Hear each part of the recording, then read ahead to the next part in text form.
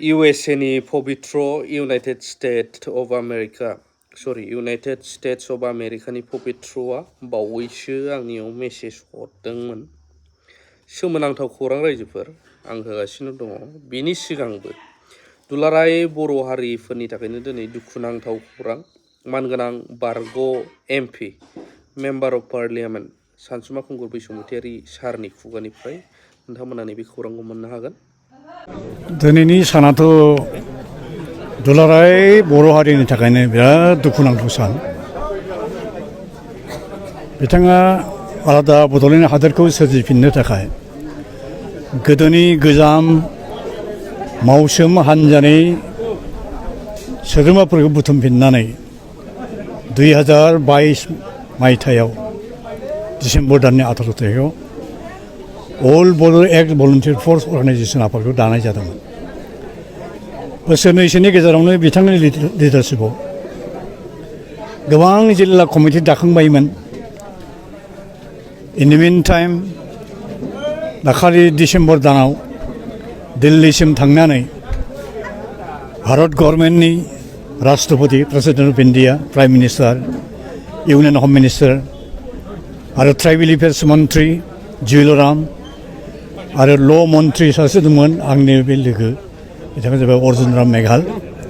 बिथांमोनखौ लोगो हमबोनानै आलादा बड'लेण्ड हादोरखौ मानो नांगौ बिनि सायाव 55 ना 56 पेजनि मेम'रेन्डाम होनाय जादों। बेनि उनाव नै बिथाङा दाखालि फेब्रुवारि दाननि 22 तारिखनि फुंबिलियाव बायजोआव ओंखारनाय समाव हरखाबैनो स्ट्रक जानानै बिथाङा रुंसारि जालांबाय आरोखि। दिनै बिथांनि गोथार आद्य श्राद्ध बेयाव आंबो फैनो हानानै गोसोआव खोब गोजोननाय मोनो, दुखुनि गेजेरजोंब्लाबो। दिनै बिथांनि बे गोथार श्राद्धनि दिनाव आङो दलेन कुमार ब्रह्मनि रुंसारि जिउ सोलेरनिसिम रोजा रोजा रिभलिउसनारि ट्रिबिउट्स आं जासिहरबाय आरो बिथांनि सोरगोआरि जिउ सोलेरनिसिम गांसे मेम'रेन्डाम एबा लाइजाम हरनाय जाबाय। बिथाङा जेरावखि थाया मानो बे गोथाङै थानाय बुहुमनि बर' फिसाफोरनो आलादा हादोर सोरजिनायनि सोमावसारफिननो थांखि लानायाव नांगौ रोखोमनि जाहाथे थुलुंगा हरो, गोहो बोलो हरो, सुबुरुन हरो, बेखौनो आङो खावलायबाय आरो इसोरनि खाथियाव आर'ज गाबबाय बिथाङा जाहाथे आफा आनान गसाइनि खाथियाव सोरगोफुरियाव आलो गोजोनै जुगामियै जाहाथे जिरायनो खाबु मोनो। बर' समाजाव बिथांनि बिहोमाया माबायदि थालांगासिनो? दलेन कुमार ब्रह्मनि जिथु बिहोमा बेखौ दिनै बुंनानै फोजोबनो हाया। सेंग्रा समनिफ्रायनो बे सासे बिराद गिनो रोङै, थैनाया माखौ होनो गिनाया माखौ होनो बेखौ बुजियामोन बिसोरो। थै-थां मावनांगौ, जुजिनांगौ, सोमावसारनांगौ, फाइट खालामनांगौ बेखौ बुजियोमोन। इनडमिटेबल स्पिरिटनि मानसिमोन आरोखि।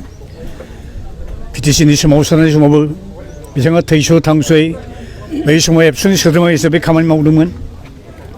1982-83 गेजेराव बै समनि आननिबेदर गवालपारा जिल्ला बर' फरायसा आफादनि बिथाङा सासे मैखोम गाहाय नेहाथारि महरैबो बिबान बानलांदोंमोन। 1987 2 मार्चनिफ्राय उपेन्द्रनाथ ब्रह्मनि दैदेननायाव जे बड'लेण्ड सुबुं सोमावसारनाय जुरिजेननाय जादोंमोन बे समावबो बिथाङा सासे गोख्रों भलुन्टियार हिसाबै बिथाङा सोमावसारनायाव बाहागो लादोंमोन। बेनि उनाव फैयै फैयै नोंनि आंनि समाजनि हारिनि इन्टेलेक्सुवेल्स मेलेमजिबिफोरनि थुलुंगा होनायजों जाबजों बिथांमोना गावस्राबो गोसोआव गाबखांनाय थाखानायखाय 2022 मायथाइनि 18 डिसेम्बराव गोदोनि जेसेबां गोजाम भलुन्टियार फर्सनि सोद्रोमाफोर दंमोन बिथांमोनखौ बुथुमफिननानै खनथुमफिननानै गोख्रों मोनसे आफाद दानाय जाबायमोन आरो। आं दिनै बे दुखुनि साननि गेजेरजों दुलाराय बुहुमनि बर' फिसाफोरखौ आं खावलायनो लुबैदों जे पार्टि फुर्टिनि बाथ्राखौ जालदाब दोनथ'नानै एस ए हल बर' जाथिनि गेजेराव सानसे समाव थामहिनबा सम्भब जुदि जायोब्ला एप्रिल मेनि गेजेरावनो अल बड' नेशनेल कनभेनसन अर कनफारेन्स खुंनानै जेसेबां बर'नि मेलेमजिबि दं गोरों गोरा दं आफादफोर दं हानजानि मानसिबो दं बिथांमोनखौ लेंहरजोबनानै खुला खुलि सावरायस्रांनानै बबे लामाखौ लानाया गाहाम जागोन बर' हारिखौ रैखाथि होनांगौब्ला आलादा बद'लेण्ड हादरखौ मोननांगौब्ला बिनि सायाव थांखि लानांगौ होननानै आं दिनै बे गोथार आयद श्राद्धनि गेजेरजों आं खावलायहरबाय आं आर'ज गाबहरबाय थेंक इउ सार थारैनो नोंथांमोना नैबे खौरांखौ मोनबाय जाय सासे सोमावसारगिरिमोन बर'नि बिथाङा एक्सपायार जानानै दिनै श्राद्धमोन दा जिखुनु जा मोजां खौराङा बेसो इउनाइटेड स्टेटनि USA नि पबित्र बिथाङा बावैसो आंनाव मेसेज हरदोंमोन फेसबुकआव आं बेखौ क्लियारलि दामनानै होगोन रायजोफोरनो बै मोनसे नेक्स्ट चेनेलाव मोजां खौराङा बेनो बिथाङा बर'खौ बुजिदों दिनै बर'खौ बुजिदों आं बर'नि रिप्लाइ हरदों बे इंलिसनि हिन्दीनि दा माब्रै जामारगोन दा लास्टाव नायदो